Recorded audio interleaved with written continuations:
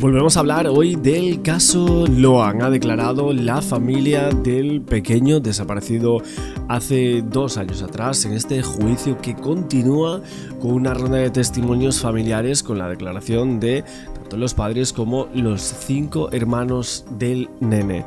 Esta sexta audiencia del debate oral que va a comenzar justo en este miércoles con testimonios de la familia Peña.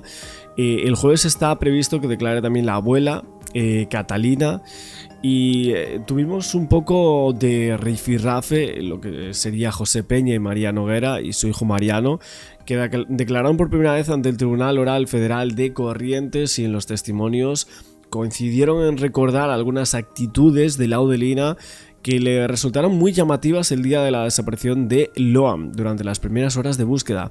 De hecho, el padre llegó a decir algo así como que se alejaba de ellos, que no quería hablar con ellos, que se alejaba.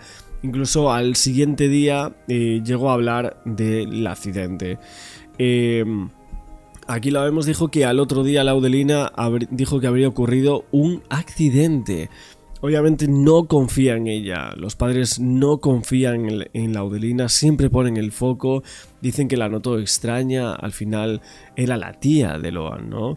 Que si se perdía una criatura dejarían todo para buscarla, pero que Laudelina esquivaba cuando la querían hablar, que se iba lejos, etc. Y que era todo muy raro, dijo el padre.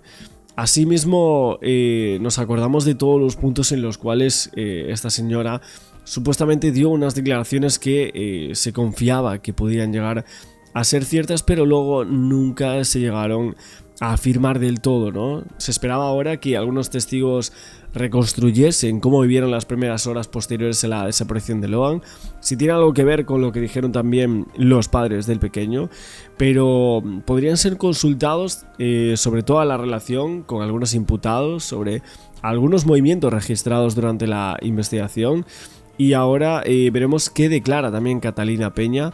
La abuela creo que va a ser clave en torno a esa ronda de testimonios familiares que está prevista para concluir el jueves. Hoy, miércoles, justo cuando estamos en este directo, estaremos hablando de la declaración del papá, lo que ha dicho, etc. Y es que ese martes, en la tercera semana del juicio por la desaparición de su hijo de 5 años, aseguró que su hermana Laudelina habló de un supuesto accidente ya al día siguiente de que el niño fuera visto por última vez. Parece que el tema del accidente estaba ya instaurado justo al día siguiente. Esto es algo clave, evidentemente, porque nunca se había comentado de esta manera si es un accidente o no. Se verá. De momento parece que eso está descartado. Hay demasiada complicidad para que haya sido solo un presunto accidente. Y la pregunta sería ¿dónde está el cuerpo, ¿no? ¿O dónde dejaron a ese nene? Bueno, vamos a ver en televisión todos los puntos de la declaración del padre y ahora seguimos argumentando más detalles. Ahora, el caso Loan. Sí, porque recién les contábamos que habló el papá, leíamos en los títulos las declaraciones del papá que dice Loan es mi vida, es muy angustiante, muy frustrante para mí no saber si mi hijo está con vida. Y después de declarar seguirán las audiencias. Estamos con Sebastián Domenech. Hola, Sebas. Lore Guille, buenos días. Así es, estamos, recordemos, en el Escuadrón 48 de la Gendarmería Nacional, aquí en la ciudad de Corrientes, donde se está desarrollando ya la tercera semana en este juicio por la desaparición de Loan. Una semana muy importante porque, como vimos ya, se vinieron las declaraciones de los padres de Loan, la familia. José Peña, que acaba de declarar. Estamos en un cuarto intermedio. Vamos a entrar para seguir mostrando un poco la intimidad, ¿no?, de la sala. Ya algunas cosas, mira, importante, ¿no? Se informa que las personas citadas en carácter de testigo no podrán ingresar a la sala de audiencias hasta tanto hayan prestado declaración testimonial.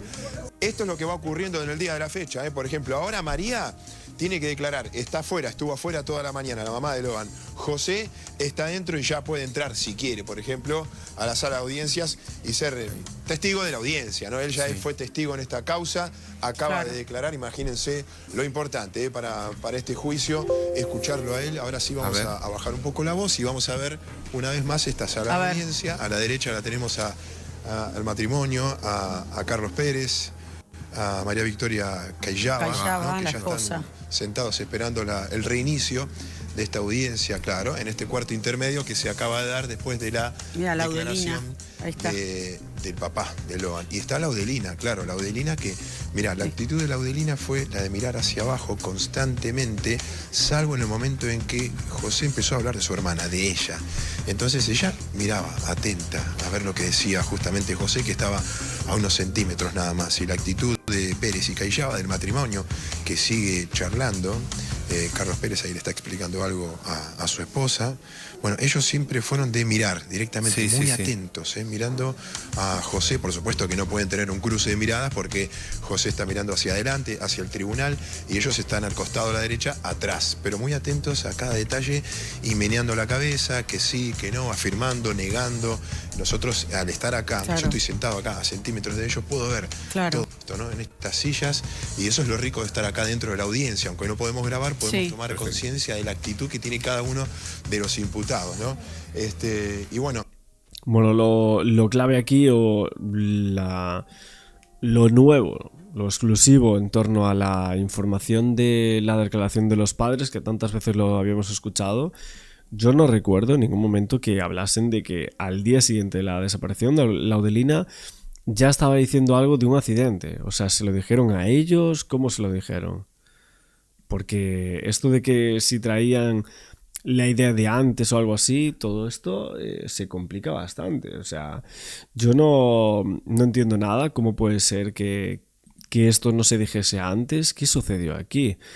Ale Pueblas también hizo un directo ayer, habló un poco de esto, pero también le parece bastante raro. Le parece bastante raro que esto no se contase con anterioridad, ojo, ¿eh? Es algo que expone un poco a los padres, que tantas veces se ha visto, ¿no?, como sospechosos, ¿no? En algunas ocasiones se llegaba a sospechar, llegaban a preguntar al padre si había vendido al niño, etcétera, ¿no? A ver.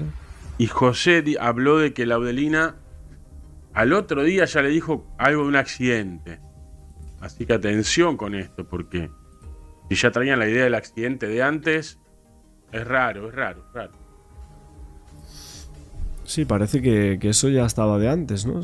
Por lo que dijo el Recordemos padre. que si todo esto sale que es un accidente, estamos complicados, ¿eh? Pero bueno, aunque sea saber qué hicieron, ¿no? La familia pueda saber qué pasó con el nene y no la incertidumbre de no saber nunca qué pasó.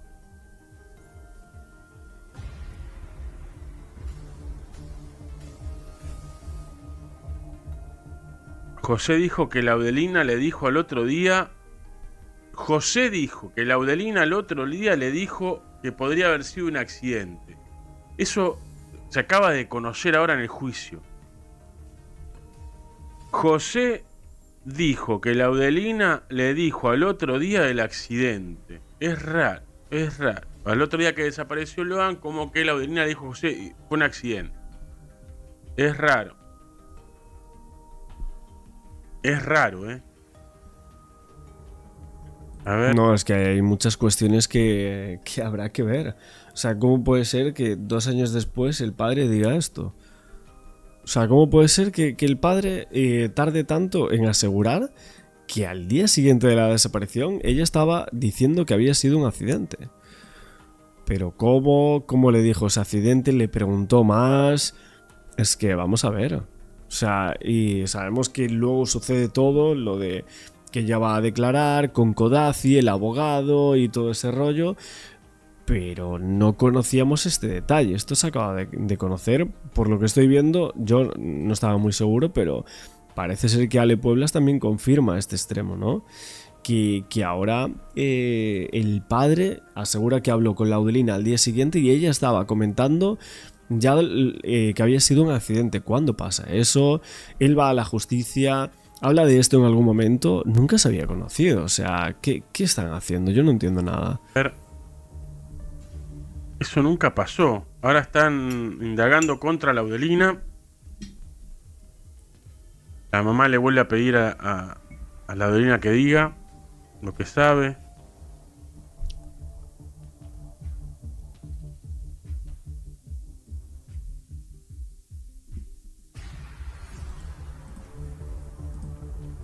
Es rara la situación, es raro lo que está pasando.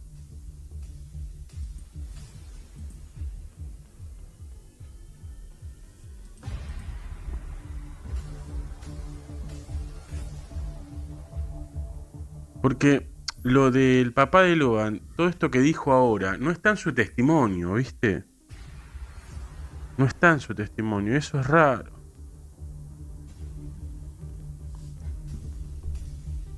¿Ha pasado algo aquí? O sea, no sé si Ale Pueblas estaba pensando en si esta persona no ha dicho absolutamente nada antes sobre esto, sobre que al día siguiente le menciona lo del accidente. ¿Esto es por algo? O sea, realmente eso no sucedió y el padre está mintiendo supuestamente porque le están armando el juicio. O sea, están armando el juicio aquí para los imputados. Ojo que son cosas muy graves esto, ¿eh?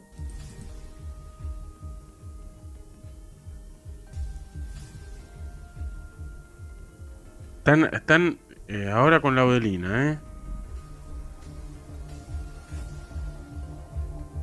Están introduciendo en la causa de que la Laudelina tiene una cartera. Bueno, hay que ver qué dice la Laudelina respecto a eso. Hay que ver ahora en los escritos, si presenta algún escrito después del juicio.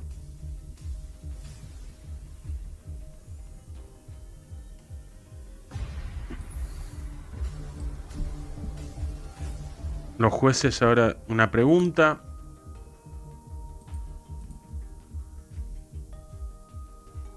Creo que le van a preguntar a alguien de la querella, por ahí le pregunta a la mamá eso raro que pasó, que dijo que le avisó la Laudelina que no. Y también algo raro que pasó.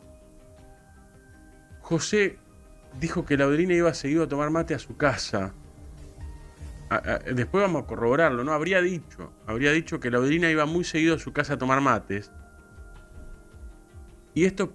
Bueno, pero ¿qué pasa? Ahora de repente llega el juicio y después de 2 años se acuerdan de todo. O sea, pues a ver si pasa con los imputados también. Se acuerdan de dónde está Loan y lo dicen, porque es tremendo esto. Podría cerrar en el que Loan se fue con alguien conocido. Pues si la Laudelina iba a tomar todos los días mate a la casa, era conocida. No sé, acaso es muy raro lo que está pasando. Muy raro lo que está pasando. Porque ahora salen cosas a la luz que no estaban hasta hoy. Esto del papá de Loan, lo que le están diciendo a la Laudelina. A ver.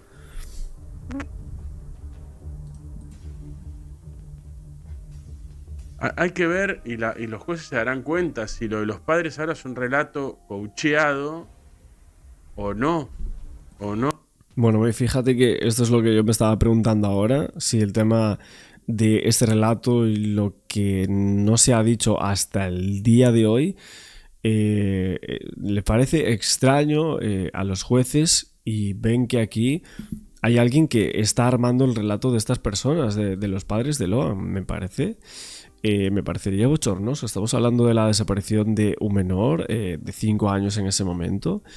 Y con mucha gente imputada, ¿no? Por encubrimiento agravado y los otros por hacer un plan para llevarse al menor, por la sustracción del mismo. El tema de ahora mencionar todo esto resulta bastante extraño.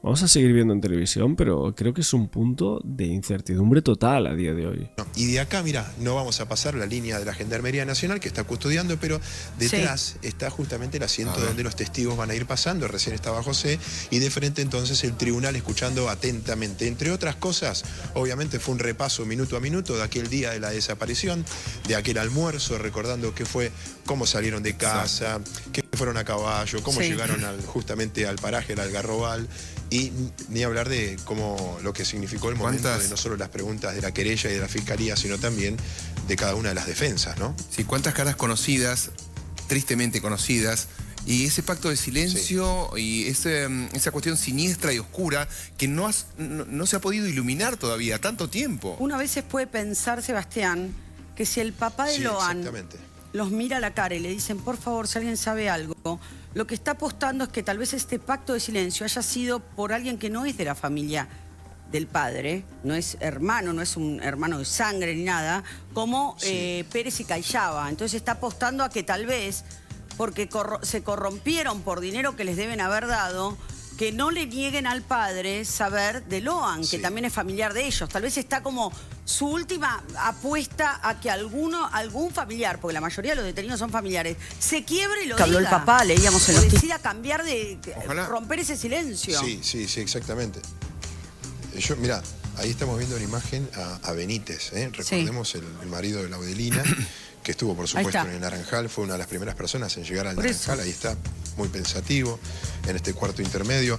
Yo me quedo con esto que vengo resaltando siempre. Cuando hablamos de pacto de silencio, yo siempre corrijo, como para llevar a un extremo. No, acá no hubo pacto de silencio. Acá en realidad Laudelina habló y dijo que fue un accidente, más allá de que después conocimos en qué contexto y que después fue hacia atrás y habló de la otra teoría. Bueno, ojo porque hoy acaba de ocurrir algo muy importante y que entre tantos títulos emotivos que dio José, esto de que Loan es mi vida, es mi amor, él decía que era mi compañerito, bueno, cuestiones que uno no puede ni imaginar el dolor que debe sentir José, entre otras cosas dijo, al otro día de la desaparición, ¿no? Laudelina dijo que había sido un accidente.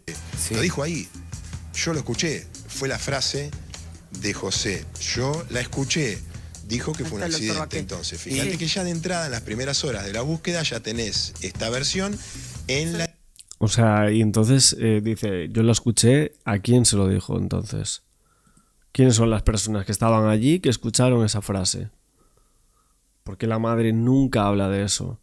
¿Por qué el padre nunca habló de eso tampoco? ¿Qué es lo que sucede para que a día de hoy, después de tanto tiempo, digan que escucharon esa frase al día siguiente de la desaparición? Pero es que es de locos esto. Creo que hubiese cambiado muchísimo las cosas. Esta exclusiva, este dato. La intimidad de la familia. Después esto, se entera, obviamente, Laudelina, pasa a Benítez tiene un defensor, ese defensor de alguna manera se lo hace llegar a Codazzi y ahí arranca Codazzi. El abogado que embarró la cancha. Y se la lleva a la ciudad a declarar todo esto. Exactamente. Cuando una causa es común, transcurre de determinada manera, pero cuando es fuera de lo común y a veces se mezcla la política, aparecen abogados que son muy mediáticos. Ha ocurrido en varias cuestiones y vos decís, o tienen mucho amor por las leyes, o quieren cámara, lo que fuere, pero acá en el caso Loan, ¿también se dio la situación de que aparezcan abogados llamativos? Sí, totalmente. Y eso fue lo que embarró un poco también la causa y lo que entorpeció bastante y toda la cuestión mediática y las versiones. A ver, a José le ponían la lupa directamente, lo ponían en el ojo de la tormenta en un momento de la investigación, pero no solo por una cuestión natural de investigación, por supuesto que la fiscalía y la justicia, la jueza Poserpenso tenía que investigar a todos, obviamente, pero mediáticamente se lo señalaba y la jueza en un momento dijo, ya está archivada, la causa, la investigación contra la propia familia de Loan no existe, no hay nada para pensar que ellos pudieron haber hecho algo. Mira, me acerco un poco a Tamara Porcel, que es la fiscal federal también, que está trabajando en este caso junto a Schaffer. Bueno, estamos en un cuarto intermedio. Doctora, fue muy fuerte, ¿no?, escucharlo al papá. Bueno, ahí vemos a Laudelina, al lado el menor desaparecido en aquellos momentos, y ahora hablando de su abogado, que fue en aquel momento, o sea, Codazzi, estaba en la mira del tribunal. El otro día lo dijimos porque José Fernández Codazzi figuraba entre los testigos que estaban citados para declarar en este juicio por la desaparición de Loan Danilo Peña. Esa convocatoria del ex abogado de Laudelina, que obviamente volvía a instalar ese debate sobre su rol en una de las etapas más controvertidas de toda la investigación. Todo mientras continúan los planteos, los cruces, las discusiones entre las primeras jornadas de este proceso judicial. Veíamos ahí un poco esas novedades del juicio y que el propio Codazzi, la mayoría de gente quería que cayese todo el peso de la ley sobre él, después de lo que había sucedido con otros puntos, pero veíamos que iban a ir como testigos Elisa Carrió, Ponzone, por ejemplo, ese periodista, pero también el propio Codazzi, que había sido imputado por otro caso hace bastante poco. Papá de Loan. Hola Sebastián, sí, fue muy fuerte, justamente eso era lo que nosotros queríamos, que la sociedad y todo el mundo escuche lo difícil que es para la familia estos 2 años sin Loan y qué es lo que sienten ellos y cómo fue todo el día del 13 de junio del 2024. No me parece un dato que hay que dejar pasar, es muy importante para mí, ¿no? Más allá de todos los testimonios que dio, las frases, esto de Laudelina dijo que fue un accidente. Lo dijo José como algo que dijo de entrada ella. Sí, eso fue lo que señaló José acá en su declaración, así que bueno, eso es lo que señaló sobre Laudelina, sí. Me da una fea sensación desde el primer día ver que están en su derecho, ¿no? Cada uno de los imputados no hablar. De hecho, está bien hasta que es una estrategia y es un ajedrez en un momento y cada uno juega su pieza como quiere y ellos a último momento. Pero por supuesto que hay especulación en todo esto y cuando hablamos del pacto de silencio, y sí, esto es parte de un pacto de silencio, evidentemente. Por supuesto, igual vemos cómo las defensas van indicando cada uno sus preguntas, hacia dónde va la teoría de cada uno en la defensa y quién es el responsable, pero era lo que señalábamos tanto con el doctor Schaffer también, este pacto de silencio que tanto afecta a la familia, que tanto dolor le trae y que no pueden encontrar una respuesta de qué pasó a su hijo. Bueno, veremos si hay alguien que declara. Laudelina había declarado. Aquí vemos también a María Victoria Callaba y a Carlos Pérez en parte de este juicio, a la propia Laudelina aquí prácticamente dormida y un poco toda la investigación que se sucede después de que el padre haya declarado que al otro día o al día siguiente de la desaparición del menor, Laudelina ya había dicho que había ocurrido un accidente. Esto ya empieza a oler un poco raro, o sea, que 2 años después se cuente esto, a mí me tiene un tufo bastante raro y sinceramente no quiero pensar muy mal, pero lo que decía Le Pueblas, que si coacheados o que quisiesen como volver a esta hipótesis otra vez, porque que esto no le ha dicho nadie hasta 2 años después y ahora que aparece el juicio. Hombre, es bastante extraño, ¿eh? Referido a la causa Loan, al juicio oral medio bochornoso que se está desarrollando en Corrientes con la única pregunta importante que nunca nadie respondió, que es dónde está y qué pasó con Loan. Tenemos ya en línea al primer entrevistado del día. Sí, se trata de Pablo Pozzone, periodista de América 24, que ha trabajado, uno de los que primero llegó cuando ocurrió la desaparición de Loan, que fue citado la semana pasada por el tribunal, junto con Carrió, también a Codazzi. Un tribunal, digamos, que la Cámara de Casación resolvió que fuera federal, o sea, no solamente correntino, sino que además agregó un juez de Formosa, un juez de Río Negro, que parece que empezaron a interesarse por aspectos que tendrían que ver con la pista del encubrimiento que en algún momento todo el país vio que algunos funcionarios, algún senador, pretendían de alguna manera generar para tratar de hacer pasar la desaparición de Loan como un accidente.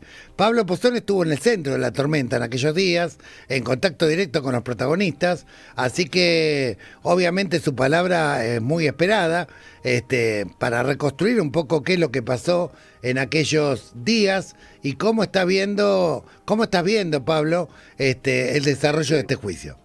¿Cómo estás? ¿Qué Buen tal, día. Gustavo? Buen día a vos y a todo el equipo. Bueno, ante la última pregunta, lo que vamos conociendo es el arranque bastante, como decían ustedes, bochornoso. Digo, hay una persona que no fue, hay testigos en todo el país, hay personas que están imputadas, que están en diferentes lugares del país, y esto complica las cosas en un tribunal que evidentemente se toma tiempos que son un poco exasperantes, ¿no? Digo, sobre todo, como decían, teniendo en cuenta que este juicio no va a decirnos dónde está el nene. Y lo digo en presente y lo digo un nene vivo, ¿no? Esto es lo que muchos suponemos, eso obviamente es subjetivo, pero a las claras está que no hay un cuerpo, que evidentemente no hubo un accidente, más allá que ahora aparentemente todos, gran parte de los abogados, no todos, pero están queriendo posicionarse en ese punto. Y el otro día en un diálogo que tuve en off, nos dicen que que Laudelina, incluso ahora en prisión, dice, no fue un accidente, mentí, no fue un accidente, ¿no? Entonces, bueno, la verdad que no sé hacia dónde nos llevan. Esta última semana me pidieron como testigo y por supuesto voy a cumplir y voy a contar lo que vi. Respecto a lo que viste, lo primero que a mí me llamó la atención, y alguna vez creo que lo charlé con vos, es cuando llegaron aquellas personas que hoy están imputadas, como la llamada la banda del hotel o los presuntos Dupuy.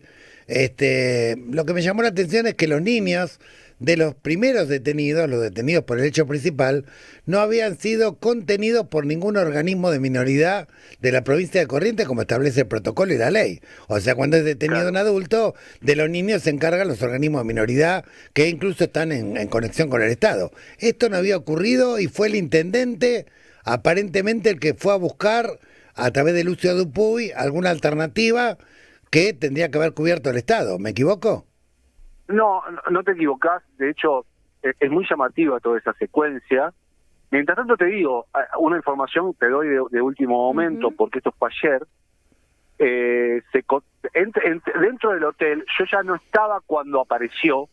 Esto es importante decirlo, porque yo me voy del hotel donde estaban estas personas que le llamaron los falsos Dupuy y ahora descubrieron que no eran falsos Dupuy, sino que Dupuy los había mandado. Exacto. ¿No?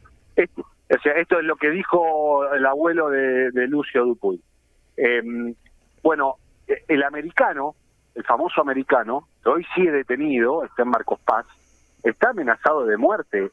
Me pasó ayer un audio la madre de cómo los otros internos, que por supuesto lo consideran culpable sin distinguir absolutamente nada de qué hizo o no hizo cada uno, lo están hostigando, le dice que lo van a prender fuego. Es un hostigamiento permanente de una persona que está detenida, que la verdad no pongo las manos en el fuego por nadie. Era un personaje singular porque apareció ahí y recorría, parecía que como si fuese un personal policial o de investigación y que preguntaba y todo. Bueno, resulta que está detenido. Y sigue detenido al día de hoy esperando, y él también había propuesto que yo fuese testigo porque yo tuve algún contacto con él, en donde nos iba volcando información que era la información que iba obteniendo. Y bueno, de hecho, parte de esa información le había llegado a la jueza. Así es. Y creo que fue considerado como que intentó desviar la causa, ¿viste? Bueno, eso es un tema que tendrá que arreglarse la justicia. Esta gente llega ahí, ellos dicen aparentemente, por pedido del abuelo de Lucio Dupuy, Ramón, y cuando están en ese contexto de todo lo que estaba pasando, resulta que hay una mujer que se llama Camila, que tiene una hijita, que sospecha esta mujer, en realidad el objetivo de los raptadores de niños, ponerlo, el objetivo de los presuntamente de Pérez y Callaba, sería la nena de ella. Entonces, en este contexto, resulta que hay un hotel ahí en 9 de julio que es utilizado por incluso las personas que fueron a hacer los rastrillajes, bomberos. Los operativos, de búsqueda. Los operativos, ahí estaba el hotel del 9 de julio, y llegan y terminan todos ahí. Ahora, no terminan todos ahí porque ellos quieren. Terminan todos ahí, seguro entiendo, y según yo estuve hablando con el intendente, porque se les termina solicitando a esta gente que hagan la contención que el Estado no podía hacer. Claro. Esto, así era la información que nosotros teníamos. Claro, ahí está el punto. ¿Por qué el Estado no hizo la contención que corresponde por protocolo con respecto a los menores? O sea, ¿por qué hubo que terciarizarlo? Y terciarizarlo no por orden judicial, terciarizarlo de manera sui generis, lo cual es mucho más grave. Exactamente, pero ¿qué pasa acá? Yo te adelanto un poco, no sé qué me preguntarán, pero yo lo que vi. ¿Por qué yo llego al hotel? Yo llego al hotel porque nosotros, la primera noche que estuvimos en 9 de julio, en realidad no estábamos en 9 de julio porque no había lugar. Claro. Y nos fuimos, estábamos en un hotel a 30 kilómetros, un hotel de ruta, y se nos complicaba mucho cubrir permanentemente para todas las salidas que teníamos para el canal y para América Noticias, se nos complicaba la distancia. Entonces yo, cuando me entero que Camila estaba en ese hotel, y yo tenía contactos con esta gente porque ellos aparecieron, o yo los conozco, a partir de una investigación que hicimos por una casa de acogida que había acá en el oeste, que fue denunciada por múltiples irregularidades que nosotros contamos, y ahí en ese contexto, cuando los chicos fueron sacados de ese hogar de menores muy irregular, esta gente apareció en defensa de esos chicos. Ahí estaba, creo que estaba Cutaya, la doctora Cutaya también.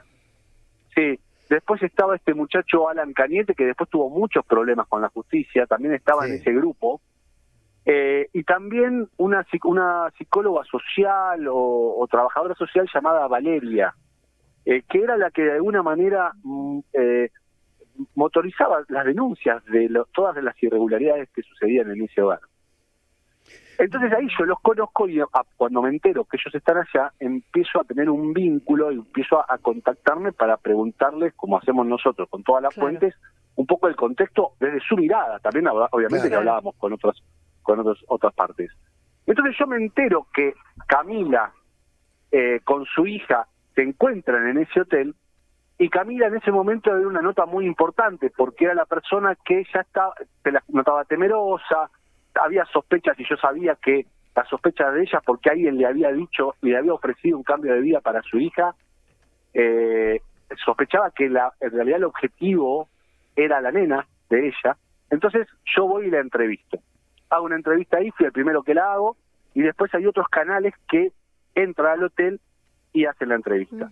Yo me voy a hacer el resto de las notas, la cobertura, había allanamientos, había peritajes.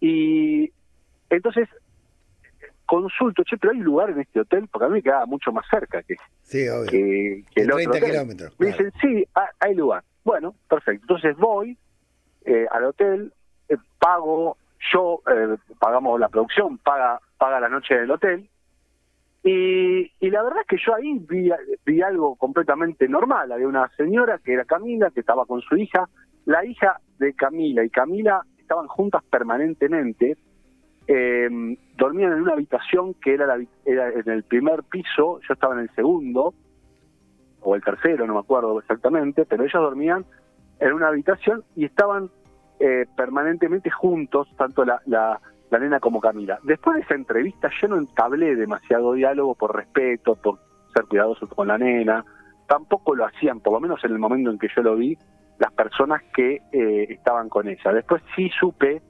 que se le había solicitado a la nena de alguna manera a ver si podía hacer un dibujo o algo así, que fue el famoso dibujo de un hombre que supuestamente se había llevado al nene, el encapuchado, ahí está. De hecho, tal es la situación, fíjate vos, por eso a mí me llama mucho la atención el concepto de privación de la libertad o secuestro o desvío de la investigación, porque yo recuerdo haber hecho algunas gestiones para que la señora esta, que tenía terror a la justicia porque no confiaba en nadie, recuerdo haber hecho algunos llamados para que esta mujer vaya y declare ante las juezas por ser penso. Sí, recuerdo inclusive que nosotros llamamos a Protec para garantizar y a la jueza inclusive para que la recibiera. Lo recuerdo perfectamente. Bueno, la recibió y declaró 5 horas. Claro. Así es. Declaró 5 horas ante la justicia. Sí. Volvió ese día. En el medio al otro día de que sucede en la declaración, aparece un auto muy llamativo, sobre todo por no tenía ningún tipo de identificación, pidiéndole llevarla a esta señora Camila a declarar. Y yo digo, pero si ya declaró, ¿por qué quieren? O sea, ¿me entendés? Y esta gente que eran los que estaban supuestamente conteniendo en principio a Camila y a su hija, porque después llega Macarena, llega el americano, llega la hija de Macarena. Cuando yo ya no estoy, el día que justamente yo me voy, llegan ellos y produce una situación de mucha tensión en el hotel. Ya en ese momento estaba Cristian Balbo, que yo le dije, ¿por qué no te venís al hotel? Que es más cerca, venite a este lugar. Y Cristian me dice, che, ¿dónde me mandaste? No saben quilombo que se armó. Yo estaba viajando desde allá para Buenos Aires, en auto, y me entero de todo esto. Entonces, en ese momento, tanto Cutaya, Cañete, que estaban ahí, y alguna persona más, porque estaba la pareja de Cutaya, creo que incluso había un policía o un ex policía también en el grupo, yo no lo recuerdo exactamente. Ellos impiden que se lleven a Camila ese día, porque era muy sospechosa la situación de que alguien estaba requiriendo llevársela en un auto a esta mujer que estaba aterrorizada, que no confiaba en nadie y que había declarado el día anterior 5 horas por ser preso para que vuelva a declarar. Claro. Es muy raro. Claro. Esa situación yo la vi y bueno, y no prosperó, digamos, no se la pudieron llevar. Otro detalle que a mí me llamó mucho la atención es que dentro del hotel, en la zona baja, tenía personal de prefectura. Es decir, había prefectura en la puerta del hotel, dispuesta para el juzgado, evidentemente, porque... Claro. Bueno, supongo. O sea, el juzgado estaba convalidando, de hecho, que lo que no hicieron los organismos de minoridad lo haga esta gente, que ahora está imputada. Y bueno, en principio sí. En principio sí. A ver, lo que yo noté era como un clima de mucha tensión y de poco quizás de paranoia y de miedo por parte en principio de Camila y del grupo que estaba con Camila, me refiero a estas personas que ahora la llaman los falsos Dupuy, porque notaban o venían relatándome que sucedían situaciones extrañas en torno a Camila. Y de hecho yo vi una de esas situaciones extrañas cuando aparece, porque de hecho en realidad no vi cuando apareció, me mostraron un video, porque yo estaba cubriendo, y cuando vuelvo al hotel me muestran el video de lo que había pasado la tarde. Está todo filmado eso, ¿verdad? Está filmado el momento que viene esta gente, que el momento en que la gente enviada por Dupuy rechaza que se la lleven a Camila, en una situación que era muy sospechosa porque había declarado 5 horas el día anterior. Claro. ¿Entendés? Eso es lo que yo vi. Y con respecto, Pablo, con respecto a lo que ocurrió con Pellegrini, Codazzi, bueno, en fin, toda la maniobra para llevarle una madrugada a Laudelini y a Macarena a declarar al fuero provincial. ¿Vos estabas en esos días? ¿Pudiste ver algo? Yo en ese momento creo que ya había vuelto. Yo ya había vuelto, pero estaba conduciendo un programa, ¿Quién, Cuándo, Dónde?, que estaba abocado al tema. Entonces supimos minuto a minuto todo lo que iba sucediendo, pero ya como panelista, digamos, conduciendo un programa, digamos. Claro, a la distancia. No es que estaba en ese lugar. Esto lo supimos rápidamente porque se había producido una suerte de ataque ¿sabés qué? Ahora que pienso, ahora que me hace acordar, porque ¿qué pasó? Cuando estábamos ahí en el hotel, miento, ya había sucedido lo de Laudelina yendo a Esquina. A Esquina. Sí, ¿por qué? Porque me acuerdo que nos había a Corrientes Capital. Porque me acuerdo que Laudelina la ubican esa noche en un hotel que pertenecía a alguien de la policía. Sí, que se armó y nosotros teníamos información de una persona que llamó a estos abogados, a una de las abogadas, había una mujer, que ahora no recuerdo el nombre, que trabajaba con Elizabeth Cutaya, que graba el audio de eso que no estaba relatando, está todo grabado, y le cuenta que en ese lugar, ella misma, la persona que hablaba, se había escapado hacía varios años porque era un lugar que era utilizado para llevar a la gente a parir y sacarle a los hijos.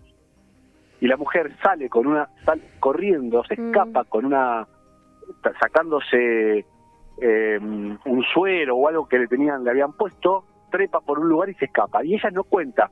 Dice, el hotel a donde llevaron a Laudelina era un aguantadero de madres a punto de parir. Claro, claro. Así es, eso es, Entonces, eso es lo que denunciaron varios, incluso algunas mujeres que habían estado allí tiempo atrás. Claro, entonces esto me marca que esto debe haber sido entonces unos días antes.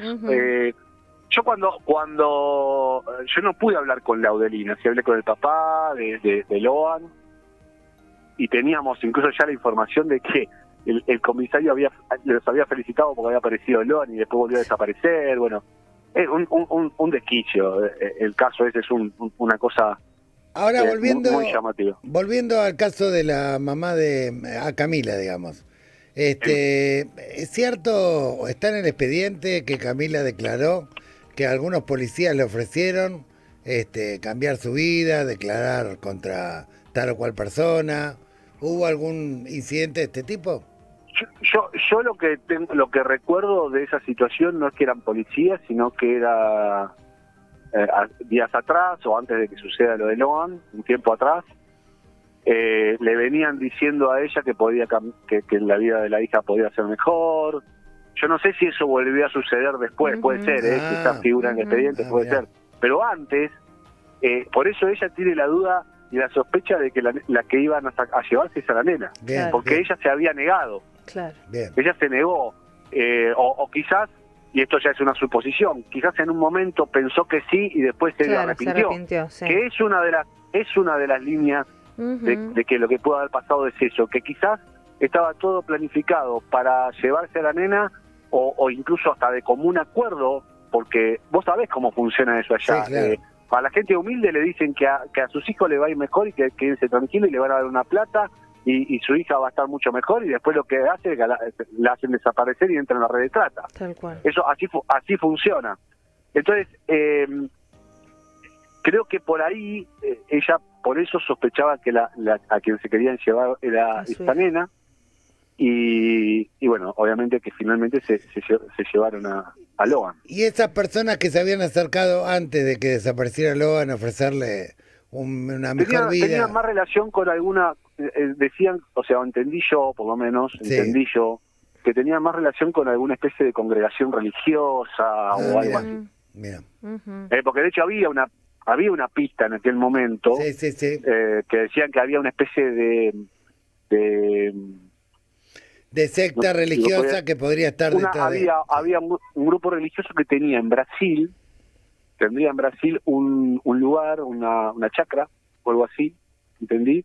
En donde juntaban a chicos que después iban a ser trasladados hacia otros puntos del mundo, ¿no? Sí. Ese dato estaba. Ese dato estaba. Así es. No se investigó, ¿eh? Ese dato estaba, pero no se investigó. No se investigó. Y bueno, lo último que te pregunto, Pablo, y después obviamente te vamos a volver a contactar una vez que hayas testimoniado. ¿Cuál es tu apreciación general sobre cómo se llevó adelante la instrucción?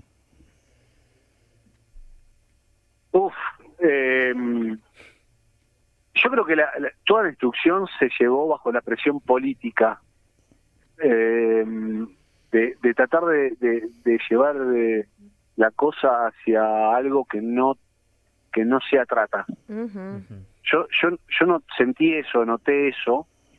No, la verdad que no puedo hacer una crítica a la doctora Poser Penso porque ella, a ver, acá hay una primera etapa que la hace la provincia. La justicia provincial, sí. La justicia provincial. Y esa primera parte quedó claro que no era un accidente, que había contradicciones en la declaración del propio Pérez, contradicciones, digo porque yo vi las declaraciones en video, contradicciones en la declaración de Cayaba, y creo que se fue desarrollando toda una investigación que finalmente la primera parte termina ubicando la cuestión a ser un delito federal. Después pasa a Poser Penso, y Poser Penso trabaja a partir de esa base, pero a mí lo que me llama la atención es que para acomodar una imputación o para de alguna manera poder sobrellevar el caso, la pregunta no era dónde estaba Logan, sino que hablaban de una sustracción y punto. Claro. Claro. Y eso para mí es la verdad a medias. Ujú. Exacto. ¿Me entendés? Bueno, Pablo, Entonces, ahí eso es lo que te puedo decir, honestamente. Después hubo muchas cuestiones en el medio que eran sospechas que tenían que ser investigadas y quizás no se quiso, la cuestión de los narcos que estaban en la zona, la cuestión de las fotografías que sacaban a los chicos en los colegios, que eso nos lo han confirmado las propias personas que sacó la fotografía. Así es. O sea, no es que...